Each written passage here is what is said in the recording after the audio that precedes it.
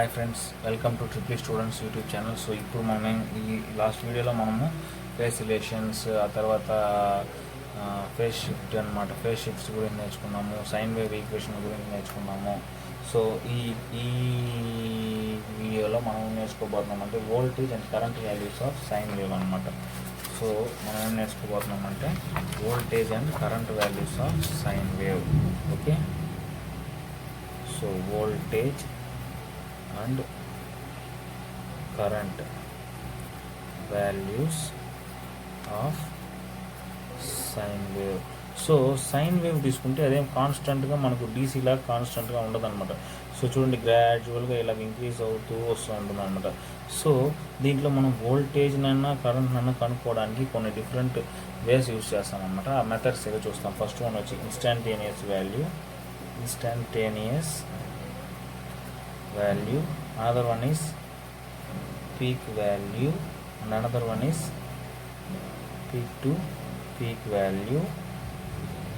Next one is average value, and another one is RMS value. So these are the values అన్నమాట. So ఈ విధంగా మనం ఏం చేస్తామంటే సైన్ వేవ్ యొక్క వోల్టేజ్ని కరెంట్ని మనం క్యాలిక్యులేట్ చేస్తామన్నమాట. ఈ మెథడ్స్లో మనం యూజ్ చేసి సైన్ వేవ్ యొక్క వోల్టేజ్ని కరెంట్ని మనం చేస్తుంటాం. సో ఫస్ట్ ఇన్స్టంటేనియస్ వాల్యూ తీసుకుంటాం. Instantaneous value is nothing but ఒక వేవ్ ఫామ్ తీసుకున్నాం అనుకో. సపోజ్ ఇక్కడ వోల్టేజ్ ఆర్ కరెంట్ తీసుకుంటాం. సో ఇక్కడ ఒమేగా టీ తీసుకుంటాం. సో 0, π/2, π, 2π/2, 2π, 3π/2, 2π అనమాట. సో ఒక్కొక్క పాయింట్ దగ్గర ఎంత ఉంటుంది వోల్టేజ్ అనేది కనుక్కునేదానికే మనము ఇన్స్టంటేనియస్ వాల్యూ అనేది తీసుకుంటాము అనమాట. సో ఈ పాయింట్ దగ్గర ఎంత వోల్టేజ్ ఉంటుంది, ఈ పాయింట్ దగ్గర ఎంత వోల్టేజ్ ఉంటుంది. సో ఈ విధంగా మనం తీసుకునేదే ఇన్స్టంటేనియస్ వాల్యూ ఉంటుంది. సో పర్టికులర్ పాయింట్ దగ్గర ఎంత వాల్యూ ఉంటుంది, ఒక పర్టికులర్ పాయింట్ దగ్గర మనకు ఎంత వాల్యూ ఉంటుంది అనేది. సో ఈ బ్లూ కలర్లో ఉండే డాట్స్ అంతా ఇన్స్టంటేనియస్ వాల్యూ. ఆ పర్టికులర్ టైంకి పర్టికులర్ యాంగిల్కి ఎంత వాల్యూస్ ఉంటుందనేది మనకు ఇన్స్టంటేనియస్ వాల్యూస్ అనమాట. Okay, so during the positive cycle the instantaneous values are positive, and during the negative cycle instantaneous values are negative అనమాట. సో పాజిటివ్ సైకిల్లో తీసుకుంటే ఇదన్నమాట, నెగిటివ్ సైకిల్ తీసుకుంటే ఇదన్నమాట. సో పాజిటివ్ సైకిల్లో వాల్యూస్ అన్ని పాజిటివ్గా ఉంటుంది, నెగిటివ్ సైకిల్లో వాల్యూస్ ఎందుకంటే యాంప్లిట్యూడ్ అనేది నెగిటివ్ ఉంటుంది అనమాట. Okay, -v or -i. So this is the instantaneous value. Next peak value తీసుకుంటాం. సో పీక్ వాల్యూ తీసుకుంటే maximum value of the sine wave. So maximum value of the sine wave అనమాట. So 10 volts తీసుకున్నాం అనుకో. So 10 volts is the peak value. ఇక్కడ -10 volts peak value అనమాట. అర్థమవుతుందా? So at the instant ఎప్పుడు కానీ maximum π/2 ఎక్కడైతే మ్యాక్సిమం యాంప్లిట్యూడ్ ఉంటుందో అక్కడ ఆ యాంగిల్ కూడా మనం నోట్ చేసుకోవచ్చు అనమాట, peak angle. Okay, the peak value of the sine wave is the maximum value of the wave during the positive half cycle or maximum value of the wave during the negative half cycle. Since the value of these two are equal in magnitude, the sine wave is characterized by a single peak value. The peak value of the sine wave shown in the figure is 10 volts అన్నమాట. ఓకేనా? So ఎక్కడైతే ఒకే ఒక maximum value ఉంటుంది అది కూడా highest amplitude అనమాట. So ఆ wave ఫామ్లో ఎక్కడైతే మనకి ఎక్కువ కనిపిస్తుందో అదే మ్యాగ్నిట్యూడ్ అనమాట, మీ మ్యాక్సిమం వాల్యూ అనమాట. Next one is peak to peak value. So peak to peak అంటే పాజిటివ్ హాఫ్ సైకిల్ ఒక పీక్, నెగిటివ్ హాఫ్ సైకిల్ ఒక పీక్ అనమాట. సపోజ్ దీని యాంప్లిట్యూడ్ 5 volts తీసుకుంటాం, దీన్ని -5 volts తీసుకుంటాం. What is the peak to peak value of this wave form is 10 volts అనమాట. Positive యాంగిల్లో ఉండే 5, నెగిటివ్ సైకిల్లో ఉండే 5 కలిపి మనము పీక్ టు పీక్ వాల్యూ అనేది చెప్తామన్నమాట. Peak to peak value, peak value, instantaneous value. So these are the 3 values అన్నమాట. ఓకేనా? క్లియరా? నెక్స్ట్ చూస్తాం. Next one is the average value. So average value ఎలా కనుక్కుంటామంటే in general average value of any function v of t with period t is given by, జనరల్గా v of t తీసుకున్నాం అనమాట. So దీనికి what is the average value? Average value తీసుకుంటే జనరల్గా what is the formula means 1/t integral 0 to t time period, ఎందుకంటే t ఇచ్చాడు కాబట్టి v of t dt. So ఇచ్చిన v of tని మనం ఏం చేస్తామంటే ఇంటిగ్రల్ చేస్తున్నాం. ఓకేనా? v of tని మనం ఇంటిగ్రల్ చేస్తున్నాం అనమాట. So this the maximum value అనమాట. సో ఇప్పుడు ఏం చేస్తున్నామంటే దట్ మీన్స్ జనరల్గా యావరేజ్ వాల్యూ అంటే ఏం చెప్తాం, జనరల్గా మనకు యావరేజ్ వాల్యూ సైన్ వేవ్ తీసుకుంటే area covered by total area అనమాట. So area covered of the circle is 2π, అవునా. సో ఇక్కడ ఎంత మ్యాగ్నిట్యూడ్ ఉంటుంది, ఇక్కడ అంతే ఉంటుంది. సో సపోజ్ ఇది ఎక్స్ అనుకుంటాం, ఎక్స్ అనుకుంటాం, మైనస్ ఎక్స్ అనుకుంటాం, ఓకేనా. సో అప్పుడు ఏమవుతుంది, X minus X by 2π. So area divided by 2π, అప్పుడు ఏమవుతుంది 0/2π. So 0 divided by anything is equals to 0. కాబట్టి యావరేజ్ వాల్యూ ఒక ఫుల్ సైకిల్కి మనం యావరేజ్ వాల్యూ తీసుకుంటే 0 అయిపోతుంది. కాబట్టి మనం ఏం చేస్తామంటే హాఫ్ సైకిల్కే తీసుకున్నాం. అప్పుడు ఏమవుతుంది, v of t is equals to 1/π integral 0 to π v of t dt తీసుకుంటామంట. Only average value is calculated for only one positive half సైకిల్కి అనమాట. పాజిటివ్ హాఫ్ సైకిల్ అన్నా తీసుకోవచ్చు, నెగిటివ్ హాఫ్ సైకిల్ అన్నా తీసుకోవచ్చు, బట్ ఓన్లీ హాఫ్ సైకిల్కే మనం ఏం చేస్తున్నామంటే వాల్యూ అనేది తీసుకున్నాం. కాబట్టి హాఫ్ సైకిల్కి టైం పీరియడ్ ఎంత, π, కాబట్టి మనం π వరకే చేస్తున్నాం అన్నమాట. సో ఇప్పుడు చూడండి ఏం చేస్తాము, the average is equals to, మనకు తెలుసు equation, what is the equation, v of t is equals to vp sin omega t. So v average is equals to ఏమవుతుంది, 1/π integral 0 to π vp sin omega t d omega t అనమాట.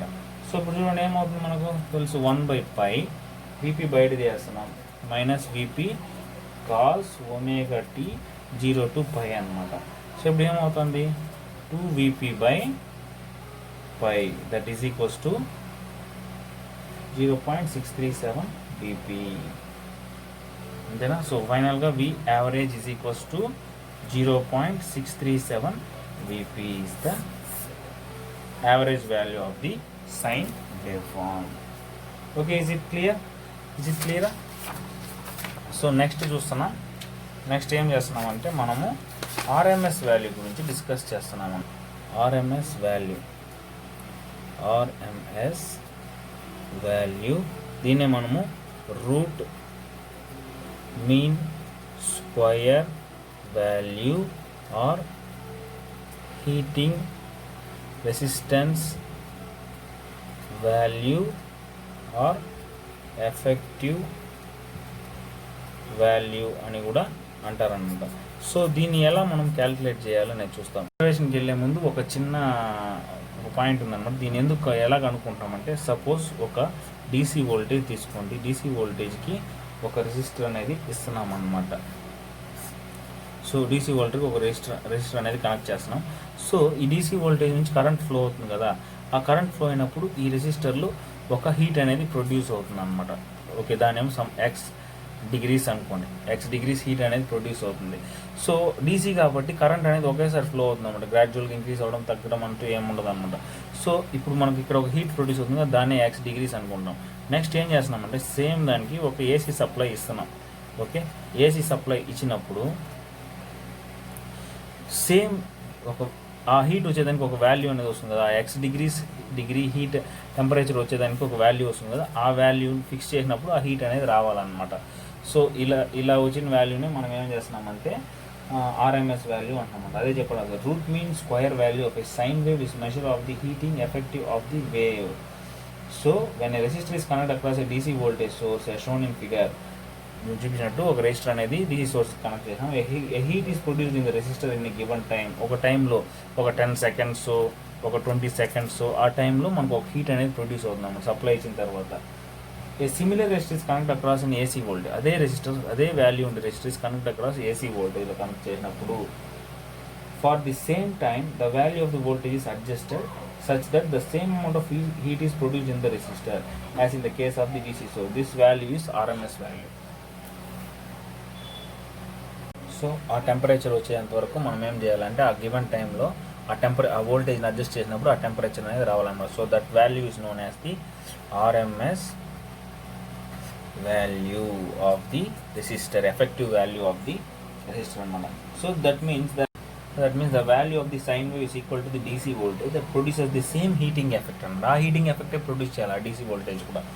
In general the RMS value, so జనరల్గా RMS value ఏం తీసుకుంటున్నామంటే the RMS is equals to square root of 1/t time period t ఇచ్చినప్పుడు అనమాట ఈ equation. Integral 0 to t v of t square dt మొత్తం square రూట్లో రావాలన్నమాట. Consider a function. ఇప్పుడు మనకు తెలుసు కదా v of t is equals టు ఏందవుతుంది, vm or vp sine omega t అనమాట. మనకందరికి తెలిసిన ఫంక్షన్ అనమాట. ఇది జస్ట్ మనం జనరల్గా ఈక్వేషన్లో అనుకున్న ఫంక్షన్ అనమాట. సో ఇప్పుడు దీన్ని మనం డెరైవ్ చేయండి, ఏమవుతుంది, the RMS value Vrms is equals to square root of 1 by t integral 0 to what is the value t anamata. So 0 to t. So peak factor of any waveform is defined as the ratio of the peak value of the wave to RMS value of the wave అనమాట. So అప్పుడు ఏమవుతుంది చూడండి, peak factor is equals to peak value by VRMS. Very important formula. డైరెక్ట్గా 2 marks అడుగుతాడు అనమాట. What is define peak factor అని. Okay, peak factor of any wave form is defined as the ratio of the peak value of the wave to RMS value of the wave అనమాట. So next one is the form factor. So ఈ form factor చూడండి, form factor is nothing but form factor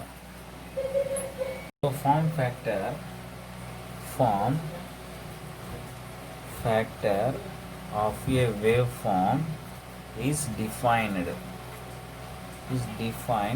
as the ratio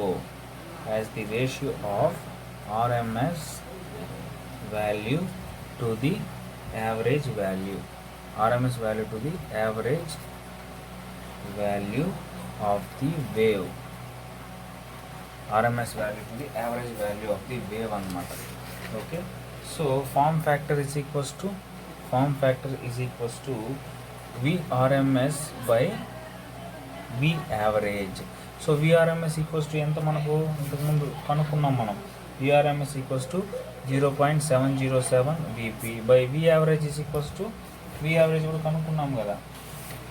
what is the average value, 0.637 VP అనమాట. So VRMS by V average is equals to అప్పుడు ఏమవుతుంది ఫైనల్గా, VP cancel అయిపోతుంది. That is equals to 0.707 by 0.637. So form factor for the sinusoidal wave form factor is equals to 1.11.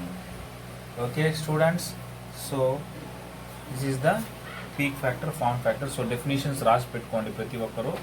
So ఖచ్చితంగా మీరందరూ ఈ subject అనేది follow అయ్యి అందరూ సబ్జెక్ట్ పాస్ అవ్వాలి, అదే నా కోరిక. అందుకోసమే నేను ఒక ఛానల్ స్టార్ట్ చేసి మీకోసం ట్రిపుల్ ఈ స్టూడెంట్స్ అనే యూట్యూబ్ ఛానల్ స్టార్ట్ చేశాను అనమాట. సో దీంట్లో మనకు ఈ ఫర్ ఎంటర్టైన్మెంట్, ఈ ఫర్ ట్రిపుల్ ఈ అంటే నేను అనుకున్నది వచ్చి ఎడ్యుకేషన్, ఎంటర్టైన్మెంట్,